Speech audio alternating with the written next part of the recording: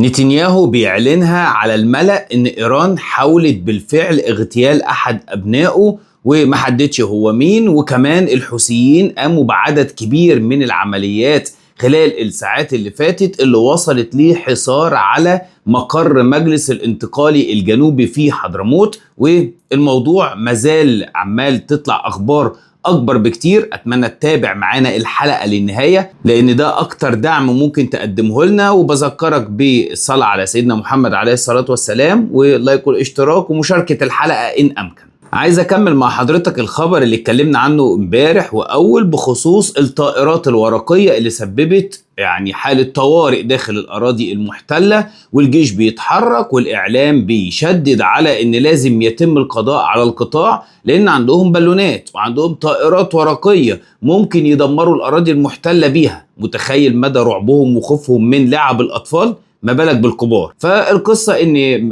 طبقا للأخبار العبرية إن نتنياهو أمهل وأرسل رسالة لمجلس السلام اللي بيدير قطاع غزة إن قدامهم 3 أيام للقضاء على مشكلة الطائرات الورقية.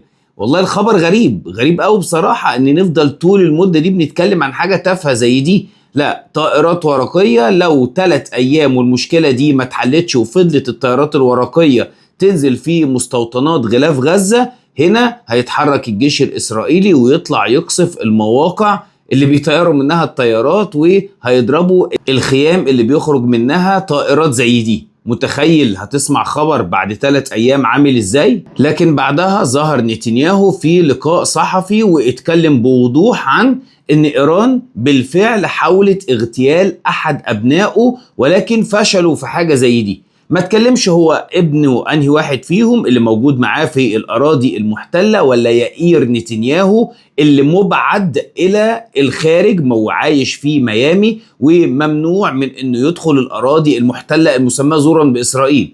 قبل كده انا عرضت لحضرتك حلقة وتقرير بيتكلم عنه الحارس الشخصي الخاص بنتنياهو عن ليه تم ابعاد يائير نتنياهو ابن نتنياهو بعد التعدي باليد والتشابك اللي عمله مع ابوه نتنياهو، وانه الموضوع وصل ان الامن عزله تماما عنه وقضى ان لازم يتم ابعاد يائير نتنياهو خارج الاراضي المحتلة وهو دلوقتي عايش في ميامي. طب دلوقتي الموضوع بقى عشان حقيقة عملية الاغتيال اللي بيقولها نتنياهو دي، ان دلوقتي بيطالبوا في الداخل الإسرائيلي ان ما يبقاش فيه حصانة او العمليات التأمين المبالغ فيها والارقام اللي بتدفع من المبالغ الإسرائيلية لتأمين شخصيات مش المفروض أبدا يتم تأمينها. لكن نتنياهو ابتدع الفكرة بتاعت ان سيتم اغتيال ابنه وتهديدات والقصة دي عشان يفضل مأمنه ويدفعه من خزينة الأراضي المحتلة. وإن كنت الحقيقة بقول على خبر زي ده دعواتكم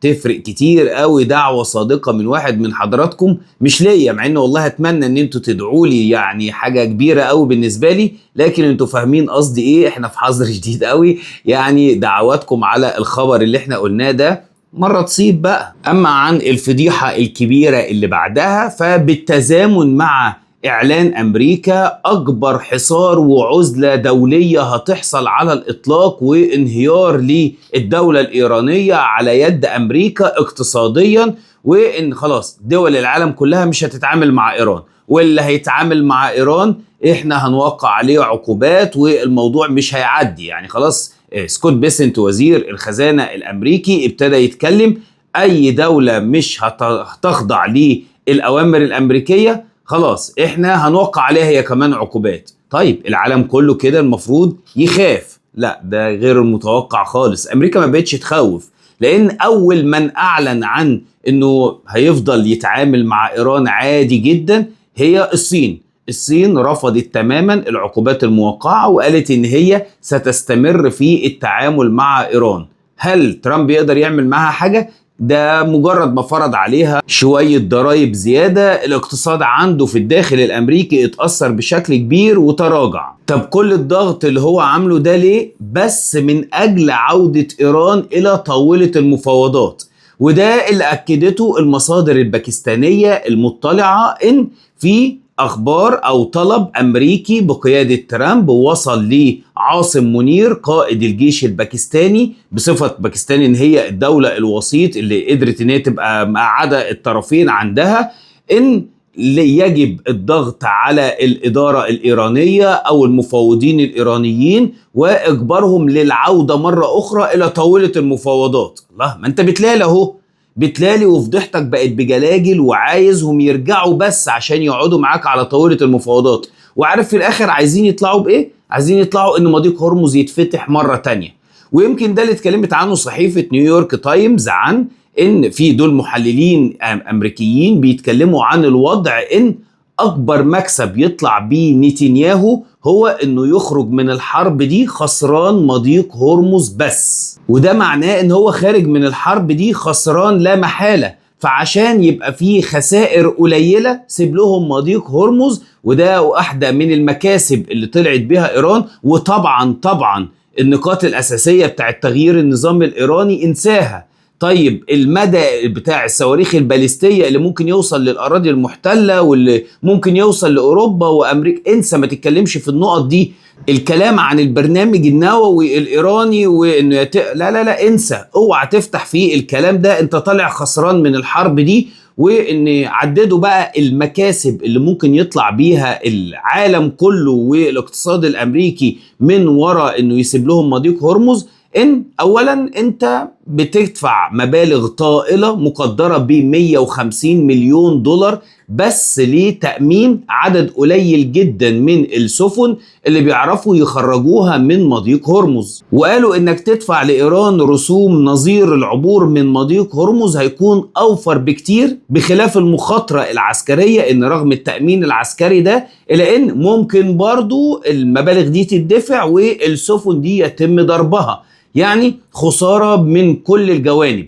ده بخلاف ان العدد اللي بيمر من السفن بالطريقة دي او خلسة او عن طريق حماية امريكية مكثفة بيكون عدد قليل جدا مقارنة به لو المضيق مفتوح. قالوا سبب تاني مهم جدا وهو انه هيحل ازمة النفط على مستوى العالم، لان هيتفتح المضيق وهيبقى مفيش ازمة عسكرية ولا منطقة دي منطقة حرب، والموضوع هيمشي بشكل عادي جدا وهيتدفق النفط لمستوى العالم. وده هيساعد على استقرار الاقتصاد واستقرار أسعار النفط عالميا وليس حتى أمريكيا. فخلاص بقت القناعات العالمية إن سيب المضيق ليهم، انت خسرت، اعترف بحاجة زي دي، اخرج بأي طريقة وسيبه لهم، ولكن انقذ العالم من ورا ده، لأن تبعات ده هتكون كارثة على العالم مش على أمريكا وبس. طب نيجي بقى للي بيعملوه الحوثيين، لأن هم كمان ابتدوا يحسوا بقوتهم اللي هم نفسهم ما كانوش مقدرينها بشكل كويس، لأن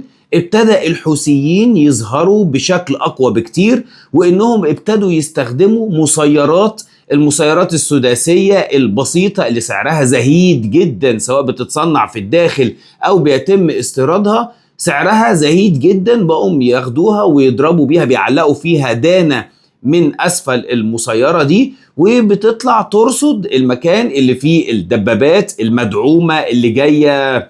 مش عايز اقول لحضرتك منين، اكيد حضرتك عارف مين اللي داعم المجلس الانتقالي اللي موجود في اليمن، بس يكفي قوي انك تعرف ان الدبابات اللي حضرتك بتشوفها في الفيديوهات، اسف مش هقدر اجيب الفيديو يعني، لكن ممكن نجيب صورة او حاجة، ان الدبابات اللي كانت موجودة في الفيديوهات هي من طراز ابرامز الامريكية المعتادة اللي امريكا بتستخدمها ومنتشرة انتشار كبير جدا في الجيش الامريكي. ابرامز دي تكلفتها 10 مليون دولار.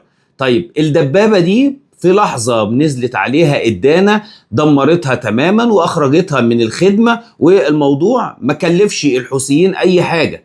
طيب طبعا الدبابات دي هي بيعاها لدول تانية، والدول التانية السعودية يعني، وبقت موجودة عند الانتقالي الجنوبي. وكمان الحوثيين ما استنوش على ان السفن اللي جاية من السعودية، ده حسب الإعلام اليمني أو الإعلام اللي تبع الحوثيين، إنهم ما استنوش السفن اللي جاية من ينبع، ومجرد ما رصدوا إن في سفينة بتحمل شحنات أسلحة قصفوها وما استنوش. طيب واحدة من المخازن اللي كان بيتم تجميع فيها الذخيرة وتوزيعها على المناطق اللي موجودة في اليمن طلعوا برضو وضربوها بالمسيرات. سلاح المسيرات ده هو الرائج دلوقتي اللي مفيش حد قادر عليه، حتى الصين لما اعلنت عن ان في ليزر عندها هيقدر يسقطها، لحد دلوقتي ما شفناش حاجة عملية قوية تعمل حاجة زي دي. طب وبعدين وصل الامر بالحوثيين ان هم يحاصروا مقر المجلس الانتقالي الجنوبي في حضرموت، وان خلاص تقريبا ابتدوا يسيطروا بشكل كبير على الاراضي المحيطة. ويمكن اللي حصل ده او الغلطة اللي حصلت من السعودية لما كانت منعت نزول الطائرة اللي جاية من ايران في عزاء علي خامنئي، ان دي كانت اكبر غلطة حصلت لما ضربوا مطار صنعاء. ليه؟ هي اللي فتحت الباب لكل الاحداث اللي وراها، وللسعودية الموقف الحرج اللي هي بقت موجودة فيه. يعني الوضع صعب قوي. اتمنى اسمع تعليقات حضراتكم على الاخبار اللي جبناها، ولو الحلقة كانت على المستوى المطلوب اتمنى حضرتك تضغط لايك قبل ما تسيبنا وتمشي. ولو مش حابب تشارك الحلقة يكفي عندنا انك تتكلم عننا كويس مع الناس المحترمة اللي زي حضرتك، لان كالمعتاد هقولها لكم بعد ربنا انتوا راس مالنا الوحيد. كان معاكم منعم، السلام عليكم ورحمة الله وبركاته.